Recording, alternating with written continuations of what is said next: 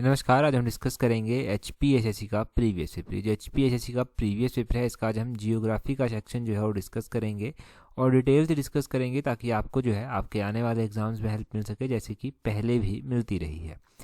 तो अभी हम क्वेश्चन नंबर 158 से जो है वो स्टार्ट करने वाले हैं।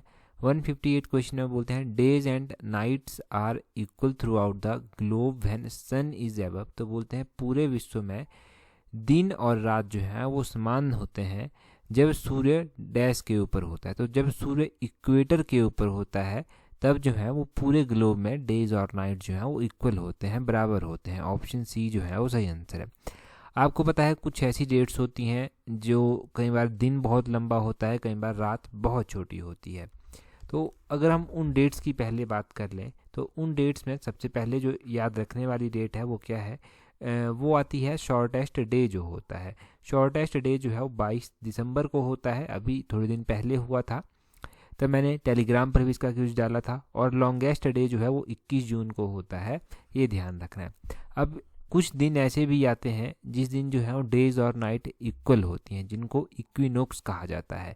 तो इक्विनोक्स होते हैं दो तरह के, एक होता है वेर्नल इक्विनोक्स और एक होता है ऑटोमन इक्विनोक्स। तो वेर्नल इक्विनोक्स कब आता है? ये इक्विनोक्स जो है वो 21 मार्च को जो है वो आता है। और उसी तरह बात करें, ये जो ऑटोमनल इक्विनोक्स है ये कब आता है? तो ये 23 सितंबर को जो है वो आता है। तो ये चार डेट्स आपने याद रखनी है। इक्विनोक्स किसको कहते हैं वो ध्यान रखना है आपने। और डेज और नाइट इक्वल होती हैं थ्रू आउट द ग्लोब जब सूर्य जो है वो अबव द इक्वेटर होता है, ये आपको पता होना चाहिए। ये सारे इंपॉर्टेंट क्वेश्चन यहाँ से क्लियर हुए आपके। अगला क्वेश्चन देखते हैं 159 क्वेश्चन। 159 क्वेश्चन में बोलते हैं Maasai are nomadic tribe of. तो बोलते हैं मसाई ये जो है कहाँ की नोमैडिक यायावर जनजातियाँ हैं। इन मसाई की अगर हम बात करें तो मसाई ट्राइब केन्या में पाई जाती है। 159 का ऑप्शन ए सही आंसर है। क्या मसाई ट्राइब सिर्फ केन्या में ही पाई जाती है? नहीं, मसाई ट्राइब जो है वो केन्या के साथ साथ जो है वो तंजानिया में भी पाई जाती है। केन्या और तंजानिया इन दोनों में जो है ये मसाई ट्राइब पाई जाती है। हमारे पास और भी बहुत सारे इंपॉर्टेंट ट्राइब्स हैं जो अलग अलग रीजन्स में जो है वो पाई जाती हैं। तो कुछ इंपॉर्टेंट ट्राइब्स को जो है हम अभी रिवाइज कर लेते हैं, जैसे कि कौन कौन सी ट्राइब्स इंपॉर्टेंट हैं। तो एक कुर्द ट्राइब है। कुर्द ट्राइब जो है वो कुर्दिस्तान में पाई जाती है, या फिर इराक का कुछ रीजन कह लीजिए, वहाँ पर ये पाई जाती है। एक है सामी ट्राइब। सामी ट्राइब जो है नॉर्वे, फिनलैंड जैसी कंट्रीज़ में पाई जाती है। और अगर हम बात करें नेग्रोज की, तो नेग्रोज जो है ये अफ्रीका में पाए जाते हैं।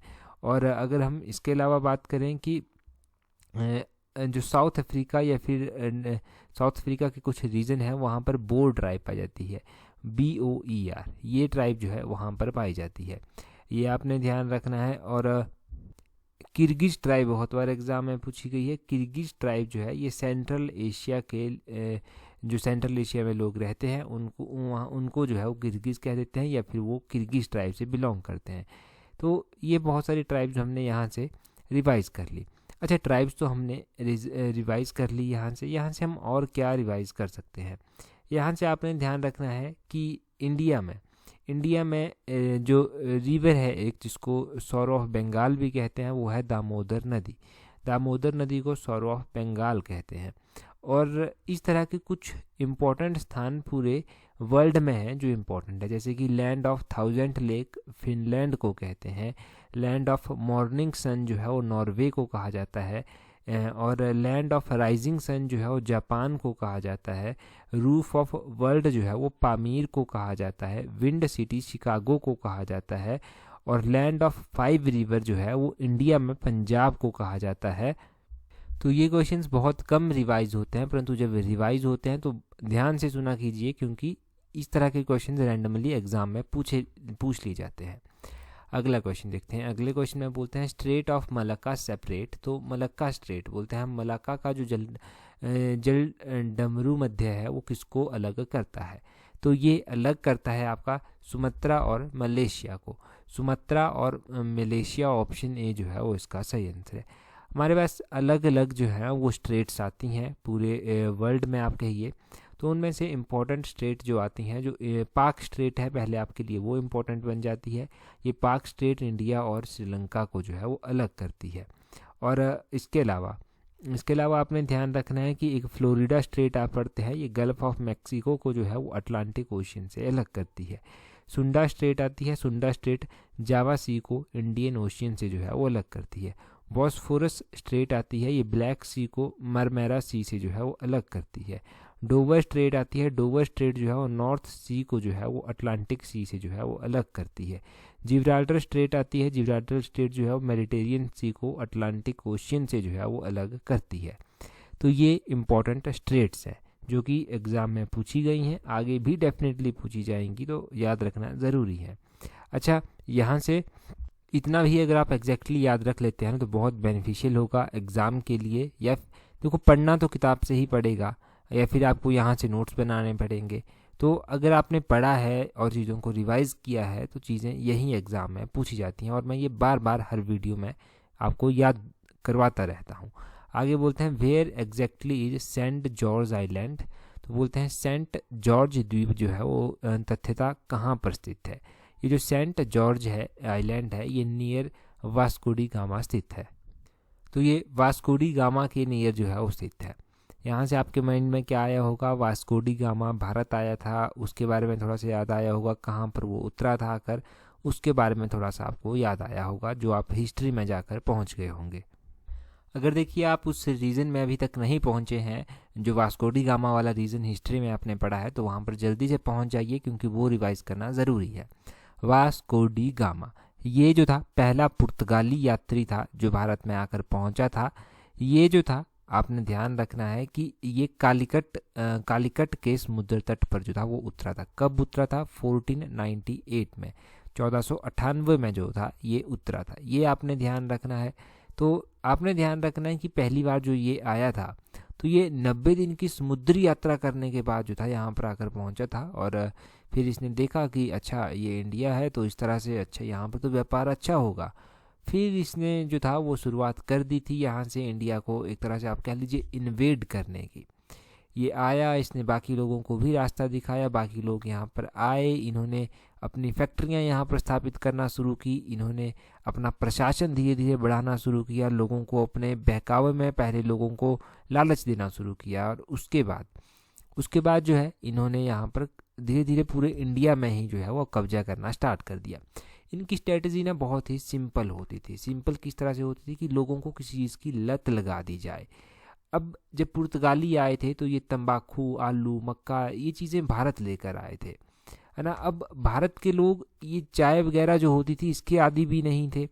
जो चाय होती थी ना, कहते हैं कि इसके भी आदी भारत के लोग नहीं थे। इन्होंने क्या किया, ये चाय लेकर आए, जो बाहर से लोग आए थे, तो ये चाय लेकर जब इंडिया में आए तो इन्होंने पहले चाय लोगों को फ्री में पिलाना शुरू कर दिया। इंडिया में आकर जब फ्री में चाय लगे देने तो लोगों ने पीना शुरू कर दिया। फ्री की चीज़ आपको पता है बहुत कम लोग होते हैं जो नहीं लेते या छोड़ देते हैं, और उस चाय के टेस्ट से लोगों ने कहा कि ये तो बवाल चीज़ है, इसको ट्राई करना चाहिए, और धीरे धीरे लत लोगों को लगती गई। फिर ये फ्री से थोड़ा सा रेट बढ़ाने लगे, फिर धीरे धीरे उसी तरह लोगों से प्रोडक्शन भी करवाने लगे, खेती करवाने लगे चाय की, और यहाँ से एक्सपोर्ट भी करने लगे, चीज़ों को इंपोर्ट भी करने लगे। तो इस तरह से इन्होंने आदी लोगों को बना दिया था। और इसी फ्री के चक्कर में क्या हुआ, इंडिया जो था वो लुटता गया। लुटता आप समझते हैं ना कि इंडिया का धन जो था वो कहीं और जाता रहा, जहाँ पर होना चाहिए था, लगना चाहिए था, वहाँ पर ना इंडिया के लोग लगा पाए, ना वो समझ पाए उस टाइम कि क्या हुआ था।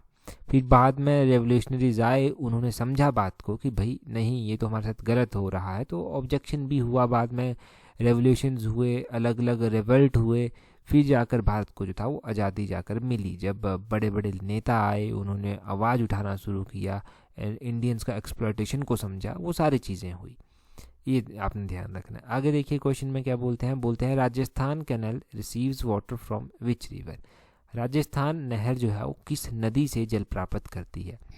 राजस्थान नहर जो है वो जल प्राप्त करती है आपकी सतलुज नदी से। ऑप्शन बी जो है वो सतलुज नदी सही आंसर है।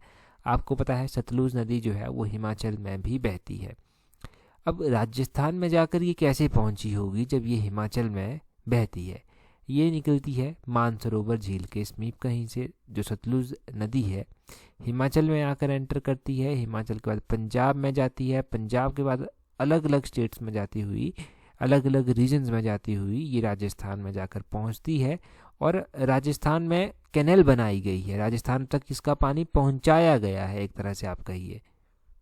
आपने एक क्वेश्चन सुना होगा एग्ज़ाम में, पढ़ा होगा एग्ज़ाम में कि इंदिरा गांधी कैनल जो है वो कौन सी नदी के ऊपर बनी हुई है। ये सतलुज नदी ही जो है इस इंदिरा गांधी कैनल को पानी प्रोवाइड करवाती है और इंदिरा गांधी कैनल को जो है वो पहले सतलुज कैनल या फिर राजस्थान कैनल आप कह लीजिए, राजस्थान कैनल के नाम से जाना जाता था। राजस्थान नहर इसको पहले कहा जाता था। आपको पता है कि सतलुज नदी जब आती है ना तब पंजाब में एंटर कर जाती है। अब पंजाब में ये एंटर कर जाती है, अब पंजाब में जैसे ही ये एंटर करती है ना वहाँ पर जाकर एक बात होती है इसके साथ कि इसका पानी ना बहुत ज़्यादा इस्तेमाल किया जाता है पंजाब में। क्योंकि इरिगेशन के लिए इसका इस्तेमाल किया जाता है। अब इरिगेशन के लिए जब इसका जो इस्तेमाल किया जाता है तो ऑब्वियस सी बात है, जब नहर से पानी खेतों में आएगा तो नहर का पानी कम हो जाएगा, तो वो भी एक बहुत बड़ी समस्या है। पंजाब में बहुत ज़्यादा उगाया जाता है चावल। जब धान वहाँ पर सबसे ज़्यादा उगाया जाता है तो धान को चाहिए होता है पानी बहुत ज़्यादा। अब धान क्यों ज़्यादा उगाते हैं? देखो, धान इसलिए ज़्यादा उगाते हैं ताकि धान पर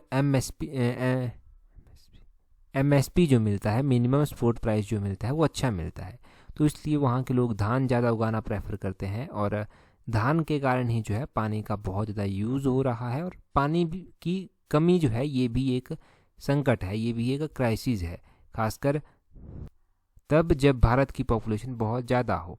आपको पता है कि हमारी यहाँ की पॉपुलेशन ना बढ़ रही है और 2023 जो है इसको इंटरनेशनल ईयर ऑफ मिलेट्स भी जो है वो घोषित किया गया है। अब राइस जो है वो मिलेट में नहीं आता है, मिलेट्स यानी कि बाजरा आप कह लीजिए। तो क्यों घोषित किया गया है? ताकि लोग मिलेट का इस्तेमाल ज़्यादा करें। हम चावल के ऊपर बहुत ज़्यादा डिपेंड है। चावल की अगर थोड़ी सी जो कंजम्पशन है वो कम होगी तो मिलेट्स के ऊपर डिपेंडेंसी हो जाएगी, तो चावल की प्रोडक्शन हम थोड़ा सा कम करेंगे, पानी कम इस्तेमाल होगा। तो ये बहुत ज़्यादा डीप बात है। अगर मेंस की तैयारी अगर आप कर रहे हैं ना तो ज़रूर पढ़ना इसके बारे में।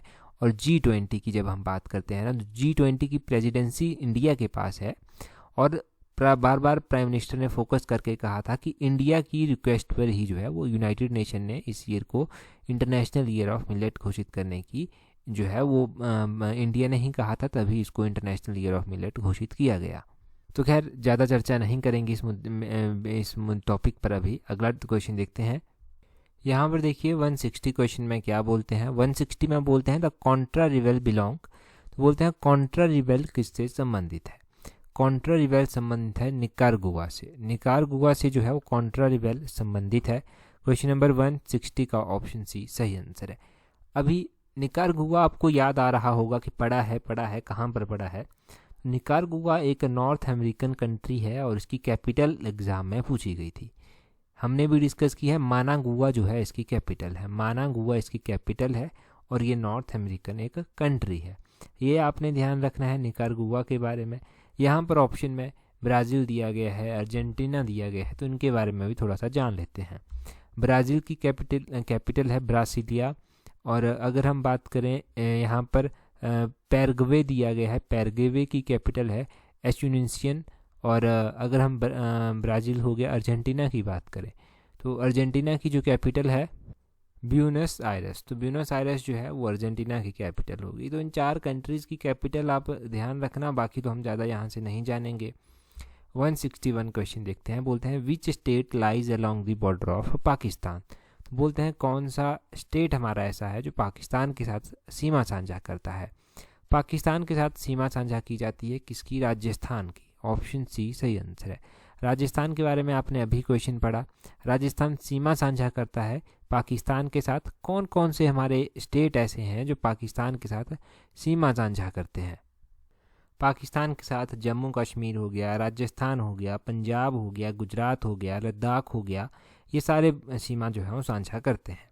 अगर हम बात करें कि और कौन कौन से स्टेट हैं हमारे जो अलग अलग रीजन के साथ बाउंड्री साझा करते हैं, जैसे कि आपका चाइना हो गया, चाइना के साथ अपना हिमाचल बाउंड्री साझा करता है, उत्तराखंड, लद्दाख हो गया, सिक्किम हो गया, अरुणाचल प्रदेश हो गया, ये सारे सीमा साझा करते हैं।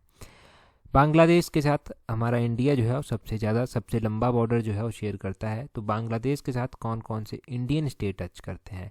वेस्ट बंगाल, मिज़ोरम, असम, त्रिपुरा, मेघालय। ये 5 स्टेट इंपॉर्टेंट है। वेस्ट बंगाल, मिज़ोरम, असम, त्रिपुरा, मेघालय। भूटान के साथ कौन कौन से करते हैं? वेस्ट बंगाल करता है भूटान के साथ, अरुणाचल प्रदेश करता है, सिक्किम करता है, असम करता है।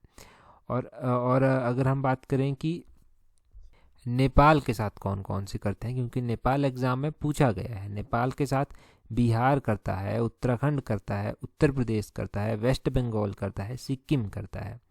तो ये आपने ध्यान रखना है। वेस्ट बंगाल देखो नेपाल के साथ भी करता है, वेस्ट बंगाल बांग्लादेश के साथ भी करता है, भूटान के साथ भी करता है। ये आपने ज़रूर ध्यान रखना है। तो एक आधा स्टेट अगर ऐसे याद हो तो बाकी स्टेट तो एलिमिनेट भी होते रहते हैं, ऐसे ऐसे करके ही ऐसे ही चीज़ें याद रहती हैं। क्वेश्चन नंबर अगला देखते हैं 162 क्वेश्चन बोलते हैं which state gets the benefit of Idukki power project. तो जो इडुक्की परियोजना है इससे जो है वो किस राज्य को जो है वो लाभ मिलता है? इडुक्की परियोजना की अगर हम बात करें कि किस राज्य को यहाँ से लाभ मिलता है, तो यहाँ से केरल राज्य को लाभ मिलता है। ऑप्शन ए सही आंसर है। हम कई बार एग्ज़ाम में ये भी क्वेश्चन देखते हैं कि इडुक्की परियोजना कहाँ पर स्थित है, तो ये भी ध्यान रखना है कि इडुक्की परियोजना केरल में स्थित है।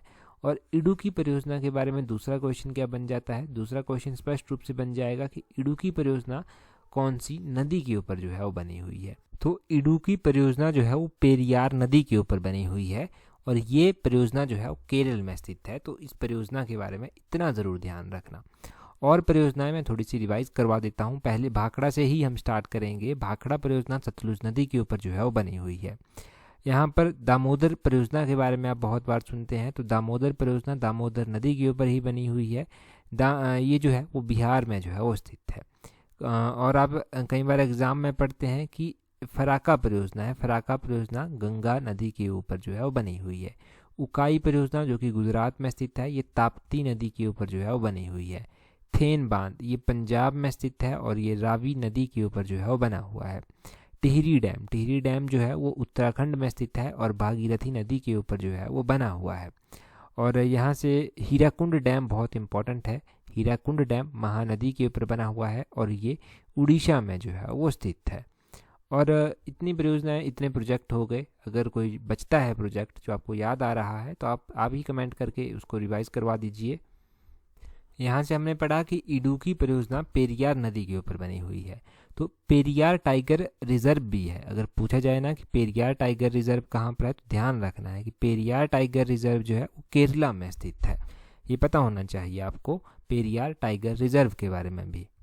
टाइगर रिजर्व की ही जब बात हुई है तो नामधापा टाइगर रिजर्व कहाँ पर स्थित है, ये आप कमेंट करके जल्दी से बता दीजिए कि नामधापा टाइगर रिजर्व जो है वो कौन से इंडियन स्टेट में पड़ता है।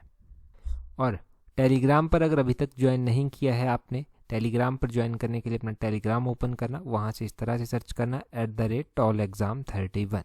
आपको हमारा टेलीग्राम चैनल मिल जाएगा। टेलीग्राम पर आपको सारी इंपॉर्टेंट अपडेट्स हम दे देते हैं जो एग्ज़ाम में आपकी हेल्प करती हैं। टेलीग्राम पर ज़रूर ज्वाइन कर लें। टेलीग्राम पर हर एक इंपॉर्टेंट PDF मिल जाएगी, जैसे कि गिरिराज पत्रिका हमने डिस्कस की थी उसकी PDF वहाँ पर मिल जाएगी, और भी इंपॉर्टेंट क्वेश्चंस हम टाइम टू टाइम प्रोवाइड करवाते रहते हैं। तो इस वीडियो में इतना ही काफ़ी है। So that's all for today. Thank you very much for watching and listening it very patiently.